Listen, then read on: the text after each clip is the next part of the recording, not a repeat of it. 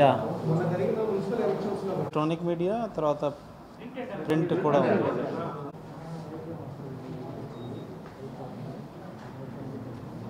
H6 is there and లో sarpanch elections మరియు urban local body elections విజయవంతంగా గుంటూరు జిల్లాలో జరిగినాయి.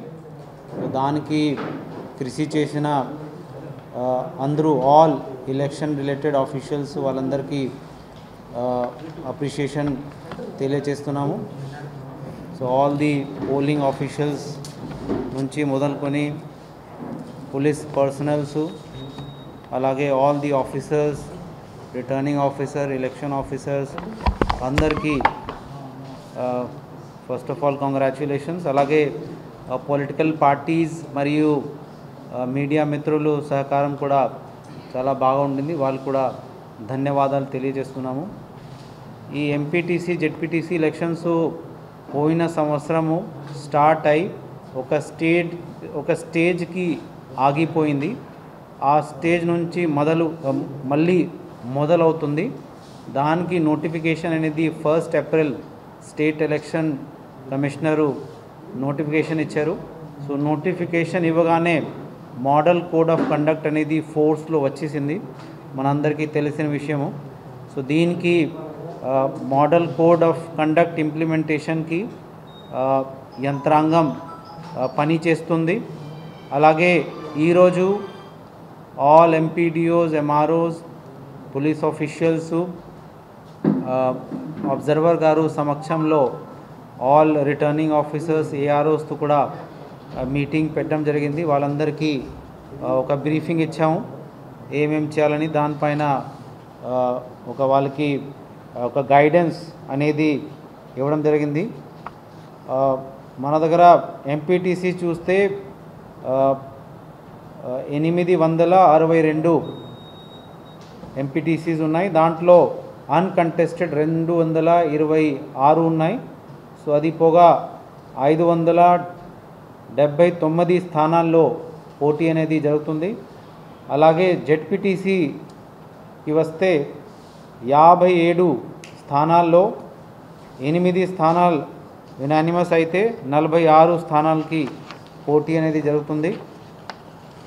పోలింగ్ 8 ఏప్రిల్, ఏమైనా రీపోల్ జరగాలని ఉంటే అది 9 నాటికి, కౌంటింగ్ ఆఫ్ ఓట్స్ 10 ఏప్రిల్కి జరుగుతుంది 8 AM ఆన్వర్డ్స్. అండ్ కౌంటింగ్ అయిపోయిన వెంటనే రిజల్ట్ అనేది డిక్లేర్ అవుతుంది. మనము AROs already are in place. Joint collector Asara, who is also DRO in charge, ఆయన జెడ్పీటీసీకి రిటర్నింగ్ ఆఫీసర్గా ఉన్నారు. అలాగే ఏఆర్ఓ 3 మనము పెట్టాము. 1-2 మార్పులు ఉండేది, అది డిస్ట్రిక్ట్ ఎలక్షన్ అథారిటీ ద్వారా మార్చుకోవడం జరిగింది. పోలింగ్ పర్సనల్స్ ఆల్రెడీ మనం టేకప్ చేసాం. వాళ్ళకి ట్రైనింగ్ అనేది 5 ఏప్రిల్ ఆ రోజున జరుగుతుంది, first round training. Second training class 7th నాడు టేకప్ చేస్తాం. మైక్రో అబ్జర్వర్స్ కూడా డిస్ట్రిక్ట్ లెవెల్లో 5 ఏప్రిల్కి ఏర్పాటు చేయడం జరుగుతుంది. All ballot boxes are in place. Polling material కూడా మనం ఏర్పాటు చేస్తున్నాము. బ్యాలెట్ పేపర్స్ ఆల్రెడీ ప్రింట్ అయి ఉంది. దాంట్లో ఏంటంటే కొంతమంది ఇండిపెండెంట్స్ చనిపోయారు. సో అటువంటి ప్లేసెస్లో మాత్రమే బ్యాలెట్ పేపర్స్ మళ్ళీ రీప్రింట్ చేయాల్సిన వస్తుంది. దాంతోపాటు మనకి 2 జెడ్పీటీసీ అండ్ 8 ఎంపీటీసీ చనిపోయారు. సో అటువంటి స్థానాలకి, అంటే వాళ్ళు ఒక సింబల్ కలిగిన పార్టీ సంబంధించిన వ్యక్తులు కాబట్టి అటువంటి ప్లేసెస్లో ఇది అడ్జర్న్మెంట్ ఆఫ్ పోల్ కింద వస్తుంది. వేరే డేట్ స్టేట్ ఎలక్షన్ కమిషనర్ వారు చెప్తారు, అది ఆల్రెడీ వాళ్ళ నోటీస్కి తీసుకెళ్ళడం జరిగింది. పోస్టల్ బ్యాలెట్కి కూడా అన్ని ఏర్పాట్లు చేసాం. పోలింగ్ స్టేషన్స్ చూస్తే 2470 పోలింగ్ స్టేషన్స్ ఉన్నాయి. అక్కడ హైపర్ సెన్సిటివ్ మనము ఆల్రెడీ అక్కడ ఉన్న ఎంపీడీఓ, ఎంఆర్ఓ, ఎస్హెచ్ఓ ఎవరైతే returning officer, ARO and police వాళ్ళు ఉంటారు వాళ్ళకి మళ్ళీ రివ్యూ చేయాలని చెప్పడం జరిగింది. అంటే కొంత మార్పులు అనేది ఈ మధ్య కాలంలో జరిగింది కాబట్టి అటువంటి దృష్టిలో పెట్టుకొని పాత కాలంలో ఏమైనా ఇన్సిడెంట్ జరిగి ఉంటే అటువంటి దృష్టిలో పెట్టేసి ఈ సెన్సిటివ్ హైపర్ సెన్సిటివ్ గుర్తించాలని చెప్పడం జరిగింది. రేపు మార్నింగ్ కల్లా మనకి ఫైనల్ రిపోర్ట్ అనేది వస్తుంది, దాన్ని బట్టి మేము మీ అందరికీ తెలియజేస్తాము. అలాగే జోనల్ మెజిస్ట్రేట్ రూట్ ఆఫీసర్స్ అవన్నీ టేకప్ వీళ్ళు ఏర్పాటు చేస్తాము. ఈ ఓటర్ స్లిప్స్ ప్రింటింగ్ కూడా మొదలుపెట్టాం. రేపటి నుంచి డిస్ట్రిబ్యూషన్ మొదలవుతుంది. 100% 100% ఓటర్ స్లిప్స్ అందే విధంగా చర్యలు తీసుకుండాలని వాళ్ళందరికీ చెప్పడం జరిగింది. ఇక్కడ వెబ్ కాస్టింగ్ మనము సెన్సిటివ్ అండ్ హైపర్ సెన్సిటివ్కి మాత్రమే చేస్తాము. So just 2 issues which are very very important for election.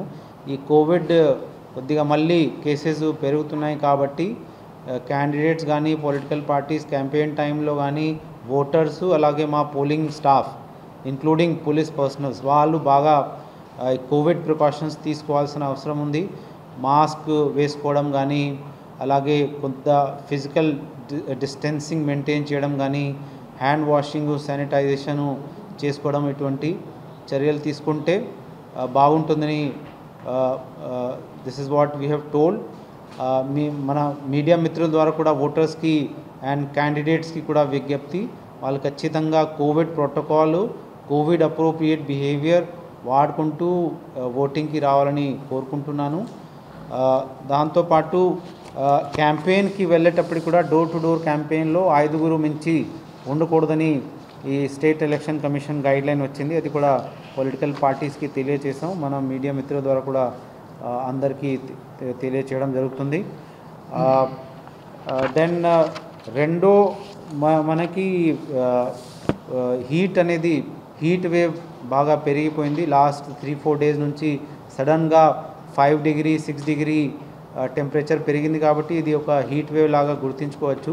ఇటువంటి టైంలో కూడా అందరూ అన్ని ప్రికాషన్స్ తీసుకోవాలి. ఎండాకాలంలో ఎక్కువ కాలం తిరగకుండా అలాగే క్యాప్ కానీ ఒక కవరేజ్ లాగా పెట్టుకోవడము, అప్పుడప్పుడు వాటర్ తాగడము, ఓఆర్ఎస్ ప్యాకెట్ తీసుకోవడము, ఇటువంటి చర్యలు తీసుకుంటే అంటే మీకు హీట్ ప్రాబ్లం ఉండవు. మనకి వాటర్ లేక చాలామంది డీహైడ్రేషన్తో పడిపోతున్నారు. అటువంటి కొన్ని ఇష్యూస్ వస్తున్నాయి. సో ఈ కాలంలో ఖచ్చితంగా అటువంటి జాగ్రత్తలు ఖచ్చితంగా తీసుకోవాలని విజ్ఞప్తి చేస్తున్నాను. So these 2 are major challenges for us now. Covid ఒకటి, అలాగే హీట్ వేవ్.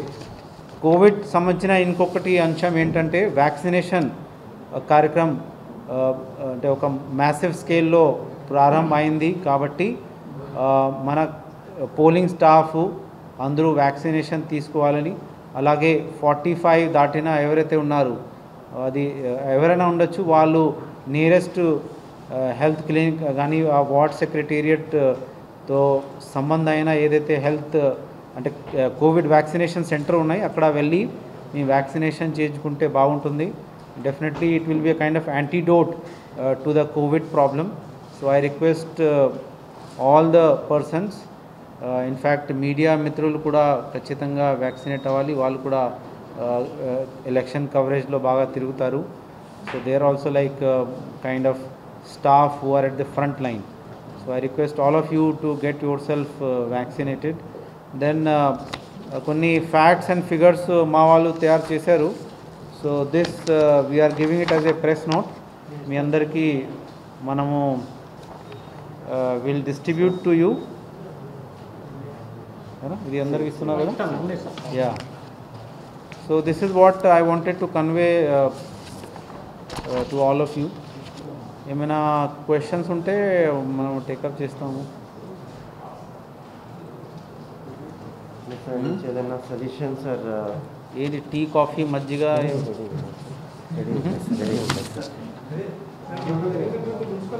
గైడ్లైన్ కాబట్టి ఖచ్చితంగా పాటించాలి. ఎటువంటి ఎక్కడైనా ఈ వయలేషన్ జరిగితే మన దృష్టికి తీసుకువస్తే ఖచ్చితంగా యాక్షన్ తీసుకుంటాము. 5 మించి ఎందుకు ఉండకూడదు అంటే కోవిడ్ వచ్చింది కాబట్టి ఇటువంటి విధానం పెట్టుకోవడం జరిగింది. ఎలక్షన్ కమిషన్ వారు guideline, election commission of India వారు గైడ్లైన్ ఇచ్చిన తర్వాత same to same guideline state election commission వారు కూడా అడాప్ట్ చేశారు. సో అందుకనే ఇది డెఫినెట్గా ఖచ్చితంగా పాటించాల్సిన అవసరం ఉంది. ఎక్కడైనా వయలేషన్ జరిగితే మేము చర్యలు తీసుకుంటాము. ఈ కౌంటింగ్ సెంటర్స్ గురించి అన్నారు. కౌంటింగ్ సెంటర్స్ గురించి కూడా మనము అర్బన్ లోకల్ బాడీ ఎలక్షన్స్ టైంలో ఈచ్ వార్డ్కి ఒక టేబుల్ ఏర్పాటు చేసాం. ఇది సిమిలర్ ఫ్యాషన్ ఈసారి ఎంపీటీసీస్కి ఒక కౌంటింగ్ టేబుల్ ఏర్పాటు చేస్తాము. సో మండల్ హెడ్ క్వార్టర్లో ఒక సరైన సెంటరు సెక్యూరిటీ పరంగా కానీ స్పేస్ పరంగా కానీ చూసుకుంటూ ఈ కౌంటింగ్ సెంటరు ఇంకా ఫైనలైజ్ చేయాల్సిన అవసరం ఉంది. అంతే కదా, రీచెక్ చేయమన్నాం సార్. కౌంటింగ్ సెంటర్స్ అప్రూవల్ ఎవరు ఇస్తారు? కౌంటింగ్ సెంటర్స్ కూడా అప్రూవల్ నేనే ఇవ్వాలి. సో అక్కడ రిటర్నింగ్ ఆఫీసర్స్ వాళ్ళు ప్రపోజల్ పంపిస్తే we'll approve those kind of counting centres and more number of counting personnels, supervisors కానీ అసిస్టెంట్స్ కానీ, అలాగే more number of tables, each MPTC ఒక టేబుల్ ఏర్పాటు చేసే విధంగా ప్లాన్ చేస్తున్నాము.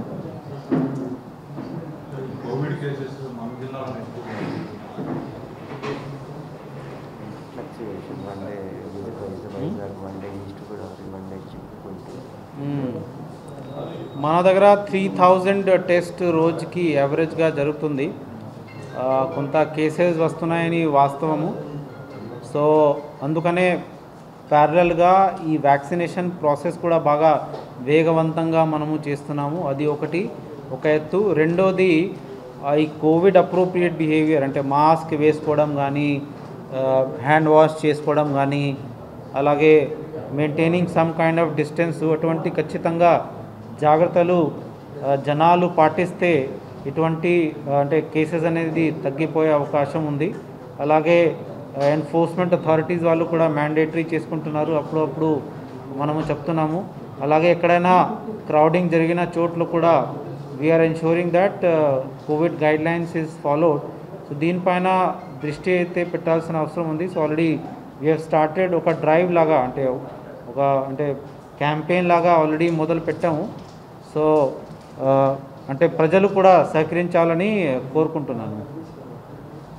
కొన్ని హాస్పిటల్స్ పోయినసారి ఏంటంటే కోవిడ్ పీక్లో ఉన్నప్పుడు కొన్ని ప్రైవేట్ హాస్పిటల్స్ కూడా పర్మిషన్స్ ఇచ్చారు. తర్వాత ఇవన్నీ కోవిడ్ తగ్గిపోయింది. మళ్ళీ కోవిడ్ అనేది మనకి డెత్లు కూడా బాగా కనబడతారు. డెత్స్ లేవు అంటే జస్ట్ 1 or 2 మాత్రమే, 1 or 2 డెత్స్ మాత్రమే జరుగుతున్నాయి. సో మీ క్వశ్చన్ ఏంటిది? హాస్పిటల్స్